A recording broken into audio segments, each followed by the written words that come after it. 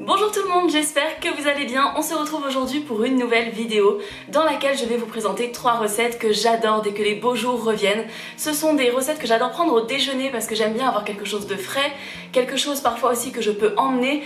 Toutes les recettes peuvent se décliner soit à la maison, soit à emporter. J'ai beau travailler chez moi, vu que je passe beaucoup de temps devant mon ordinateur, des fois j'aime bien prendre une vraie pause le midi pour m'emmener une salade ou des tartines ou un sandwich et aller le manger au parc pas très loin de chez moi. La vidéo du jour est en collaboration avec la marque Peugeot qui m'a envoyé ces moulins à poivre de la collection nature et à sel également. Ils font tout simplement des moulins depuis 1874, donc c'est quelque chose que souvent les gens ignorent, mais Peugeot c'était avant tout un fabricant de moulins à café puis à poivre depuis très longtemps. C'est une marque qui existe depuis 200 ans, donc bien avant l'apparition des voitures, et leurs matériaux sont vraiment très solides, très bien faits, les mécanismes sont excellents. C'est vraiment les moulins qu'on retrouve souvent au restaurant qui tiennent une vie, enfin vraiment ils sont très durables. Et là pour cette collection ils ont réutilisé le bois qui a été refusé parce qu'il avait ce qui est considéré comme des défauts alors que finalement ça le rend particulier. Il y a des veines de bois qui apparaissent, il peut y avoir des taches, il peut y avoir, vous savez, dès que le bois forme un œil un petit peu, et le bois est brossé, ça donne vraiment un aspect très joli. Il y a un vernis sans solvant dessus. Vous pourrez retrouver en barre d'infos le lien si ça vous intéresse de les acheter. Le moulin à poivre est livré avec du poivre noir Fairtrade et bio, et le moulin à sel avec du sel également, du sel blanc dedans.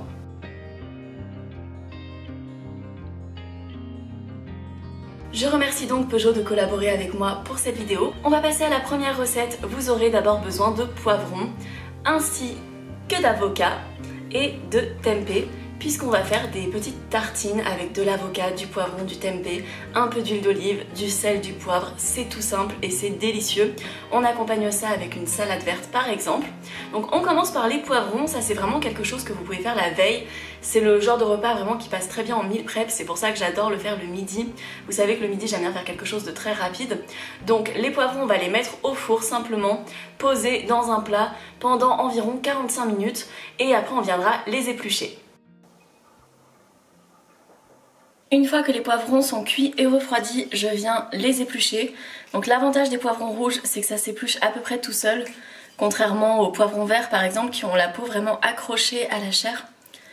Donc voilà, ça se décroche assez facilement. Enlevez bien les graines dedans qui sont vraiment pas très bonnes et un peu indigestes en plus, enfin, c'est pas très agréable quand on tombe sur une graine de poivron. Voilà, je vais éplucher tout ça et après je vais venir former mes tartines. Alors je fais mon tempeh d'une manière assez similaire à ma cuisson du tofu traditionnel que vous pouvez voir dans pas mal de mes vidéos. Je le fais revenir dans de l'huile d'olive et je l'imbibe bien pour qu'il soit bien gourmand, bien grillé. Et une fois qu'il est doré, je viens le déglacer, non pas avec de la sauce soja salée comme je fais d'habitude, mais là je vais utiliser de la sauce soja sucrée, ça fait une petite variante un petit peu caramélisée. Et surtout très important, je vais ajouter un petit peu d'ail en poudre. Et voilà pour le résultat. Si seulement vous pouviez sentir, ça sent tellement bon. L'odeur de l'ail en poudre, la petite caramélisation, le côté umami apporté par la sauce soja. Vraiment j'adore le tempeh, j'en mange pas assez souvent parce que souvent je prends du tofu parce que c'est vrai que c'est pas cher, c'est pratique, les blocs sont plus généreux, etc. Mais c'est vrai que j'adore le tempeh, dès que j'ai l'occasion d'en prendre, c'est vrai que j'en prends quand même parce que c'est trop bon. Donc je vous invite vraiment à faire cette recette. Après si vous ne trouvez pas de tempeh ou si vous n'aimez pas ça, vous pouvez très bien mettre du tofu, mettre simplement des pois chiches, des simili carne, enfin il y a plein d'options possibles. Je viens rapidement faire toaster mes tranches de pain de campagne simplement dans un petit peu d'huile d'olive. J'adore les tranches de pain croustillantes. Après vous prenez le pain que vous voulez. Vous pouvez très bien le faire sous forme de sandwich aussi. Si c'est pour emporter, c'est plus pratique que des tartines. Alors je vais venir former mes tartines. J'ai un petit peu fait un meal prep vu que le tempeh je vais pas tout utiliser dans cette recette, donc j'en aurai sûrement pour demain et après-demain. Vous savez que j'aime bien manger des tartines salées des fois vers 11 h. Je me fais un espèce de petit déjeuner copieux et je remange pas jusqu'au goûter par exemple. J'ai pas vraiment de rythme défini pour les repas, c'est selon ma faim. À côté on a pareil un petit meal prep de poivrons donc marinés, vraiment c'est une des meilleures choses du monde à mes yeux. J'ai mis un petit peu d'huile d'olive pour le conserver et je fermerai la boîte. Et pareil, j'en ai pour plusieurs jours. L'avocat, je vais utiliser un demi-avocat dans cette recette et il y aura un autre demi-avocat du coup dans l'autre recette. Mais j'ai du houmous dans le frigo, donc cette recette s'adapte très bien avec du houmous. Moi j'aime bien organiser mes repas avec une source de protéines, une source de gras, une source de féculents et des légumes. Donc là à côté, déjà on a les poivrons, mais je vais aussi faire une petite salade je pense au moment de servir. Et avec le houmous ça passe très bien aussi pour remplacer l'avocat. Et bien sûr je vais assaisonner avec du sel et du poivre. Et voilà pour nos tartines, franchement c'est tellement bon. J'ai ajouté un petit peu de crème de balsamique. Voilà, au moment de servir je vais accompagner ça avec de la salade. Vous pouvez mettre de la roquette par exemple, ça va super bien avec. Ou même mettre directement de la roquette par dessus, ce serait délicieux. Mais j'adore ce plat et en petit déjeuner c'est tellement parfait aussi. Pour la recette numéro 2, on va venir faire une salade de riz noir. Donc moi j'ai mis mon riz à tremper depuis 1 heure, mais c'est pas du tout obligatoire, c'est juste que ça réduit un petit peu le temps de cuisson. Ça permet de le cuire 14 minutes au lieu de 18, mais vous faites comme vous préférez. De toute façon je le cuis par absorption, donc c'est toujours une approximation. Je vais utiliser le demi-avocat qu'il reste de ma recette d'avant. On va utiliser des concombres, donc moi j'ai juste trouvé des petits concombres, mais vous pouvez mettre un concombre classique. Ensuite je mets de la coriandre, alors si vous faites partie de ces gens qui ne supportent pas la coriandre, vous pouvez mettre du persil, de la ciboulette ou tout simplement rien du tout, ou du basilic aussi, ça peut être très très bon. On va venir mettre des pois chiches pour avoir une salade complète avec le riz noir et les pois chiches qui s'associent parfaitement en termes de protéines. Et enfin, du tahini. C'est vraiment un des ingrédients clés de cette recette. Du tahini, on viendra faire une petite sauce avec du jus de citron, de l'eau et du sel et ça donne une sauce merveilleuse. Alors, j'ai mis le riz dans 2 fois son volume d'eau et je viens le faire cuire jusqu'à ce qu'il soit totalement absorbé. Donc je démarre le feu et environ à mi-cuisson, je couvre pour que l'absorption se finisse bien. En attendant que le riz refroidisse dans l'eau froide, je viens préparer les autres ingrédients. Donc j'ai mis la boîte de pois chiches, on va couper le demi-avocat, la coriandre, les concombres, j'ajoute un petit peu de salade, c'était pas forcément prévu mais je trouve que c'est mieux. Vous pouvez ajouter des crudités de votre choix bien sûr. Alors j'ai assemblé tout ce qui va avec la salade de riz, il y a juste le riz qui n'est pas encore là. Et on va préparer la sauce au tahini.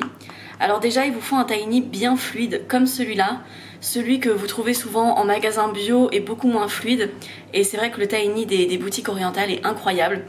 Donc là, ce sera pas que pour cette salade, hein, j'en prépare une quantité assez généreuse avec 4 cuillères à soupe. En vrai, rien que comme ça, c'est déjà délicieux, mais on va encore plus le pimper pour qu'il soit meilleur. Je viens mettre du jus de citron. J'utilise du jus de citron en bouteille tout simplement parce que je n'ai pas de citron frais chez moi, mais vous faites avec ce que vous avez. Ensuite, le fait de fouetter un peu le tahini avec le jus de citron, ça va créer une texture comme un peu émulsionnée et qui va être beaucoup plus épaisse. Et après, on va venir la liquéfier avec de l'eau. Là, vous voyez, ça fait quelque chose de beaucoup plus compact que ce qu'on avait au début. On vient ajouter de l'eau par filet. C'est vraiment une recette, il n'y a pas vraiment de mesure exacte, ça dépend de là où vous en êtes dans votre pot de tahini parce que par exemple le dessus est beaucoup plus fluide que le fond du pot et vous adaptez vraiment jusqu'à avoir la texture parfaite, une crème très blanche. Là vous voyez que c'est un peu beige, ça va devenir totalement blanc dès que ce sera bien fluide. On ajoute encore de l'eau. La texture est exactement telle qu'on la veut. On va venir saler et poivrer et c'est déjà prêt. Et je me sers directement la salade dans une boîte repas pour l'emmener après le tournage pour me faire justement un petit pique-nique parce que là ça m'a donné trop envie. Donc on a notre belle salade, moi je l'assaisonne vraiment juste avant de la manger. Là je vais la manger dans pas si longtemps que ça donc je l'ai assaisonnée. Mais sinon vous pouvez mettre la sauce à côté parce que la salade de riz va pas mal absorber la sauce au tahini. Vous pouvez bien sûr varier avec du quinoa, du boulgour ou n'importe quelle céréale de votre choix pour faire une salade du même type. Et pour la troisième et dernière recette, on va partir sur une tarte à la courgette. Donc bien sûr on va avoir besoin de courgettes, une pâte à tarte, donc soit vous la faites maison, soit vous faites comme moi, vous en prenez une sans beurre du commerce pour que ce soit bien vegan. Ensuite pour l'appareil à quiche, moi vous savez que je le fais presque tout le temps avec de la crème de soja. Vous pouvez utiliser de la crème d'avoine si par exemple vous voulez pas mettre de soja dans la recette, mais sachant qu'il y a un petit peu de soja après aussi. Et pour lier le tout, pour remplacer les œufs, je viens toujours mettre de la fécule de maïs, ça apporte du liant, c'est excellent. Et c'est aussi simple que ça de remplacer les œufs dans une quiche. Ensuite je vais utiliser du fromage végétal, c'est tout à fait optionnel mais j'en ai dans mon frigo, du coup j'en mets mais c'est pas du tout obligatoire, vous pouvez mettre de la levure maltée par exemple. Et on va venir mettre du tofu au curry dedans, donc là j'ai pris le curry mango que je trouve en magasin bio que j'adore, qui est vraiment excellent. Et bien sûr on va assaisonner avec du sel, du poivre et on peut ajouter un petit peu ce qu'on veut dedans, vous pouvez faire des variations selon les saisons. Nous on mange vraiment de la quiche au poireau pendant tout l'hiver, on adore ça. C'est un indispensable qui revient pratiquement chaque semaine et donc une fois que les légumes d'été commencent à arriver les légumes de printemps, on en profite pour varier un petit peu.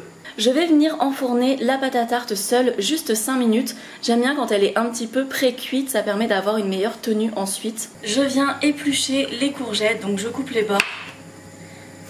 Puis je les épluche. Vous pouvez laisser la peau si vous voulez.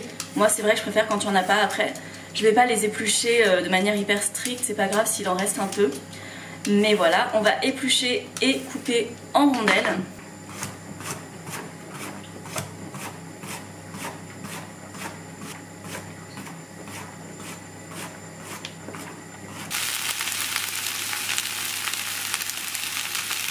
Pour l'appareil à tarte, donc je viens mettre une brique de crème de soja. J'ai aussi ajouté un petit fond de brique que j'avais au fond de mon frigo.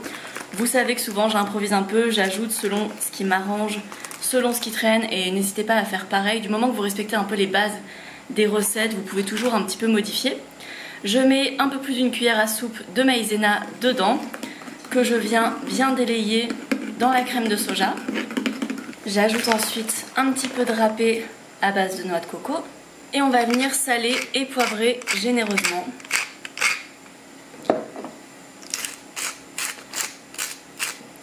Et on viendra mettre ça sur nos courgettes.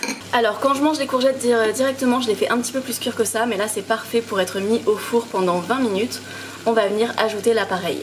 Donc j'ai tout mélangé dans la quiche, j'aime bien qu'elle soit un petit peu épaisse, pas trop non plus. Et je viens émietter le tofu par-dessus. Là j'ai pris la moitié de mon bloc, vous pouvez en mettre plus, vous pouvez en mettre moins, c'est comme vous voulez.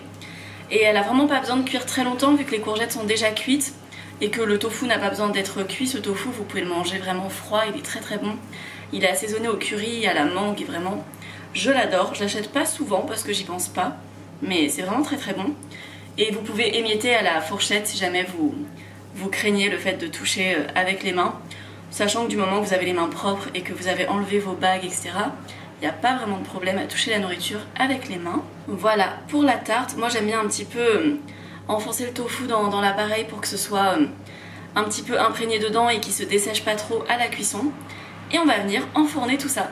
Alors voilà le résultat pour la tarte. Sincèrement c'est vraiment une recette que je vous recommande, que ce soit pour un repas rapide le soir, parce qu'au final on a 5 minutes un peu de cuisson pour les courgettes où on s'occupe un peu de la préparation, mais le reste c'est vraiment le four qui le fait. C'est très très simple à faire. C'est vraiment un repas pas trop prise de tête, surtout si comme moi vous prenez une pâte du commerce. Après si vous la faites maison, on va dire que c'est quelques minutes en plus et c'est un peu de rangement en plus. C'est aussi pour ça que de temps en temps je prends mes pâtes déjà faites, mais c'est un repas délicieux que j'adore, que je fais très très souvent, et donc n'hésitez pas à la refaire. Cette vidéo est terminée, j'espère vraiment qu'elle vous aura plu, j'espère qu'elle vous donnera envie de tester ces recettes véganes, de mettre plus de recettes végétales dans votre alimentation. Merci encore à Peugeot d'avoir soutenu mon travail, d'avoir soutenu cette vidéo. Je vous mets le lien de leurs produits pour aller les voir si vous voulez vraiment des excellents moulins à poivre ou à sel ou d'autres produits qu'ils peuvent avoir.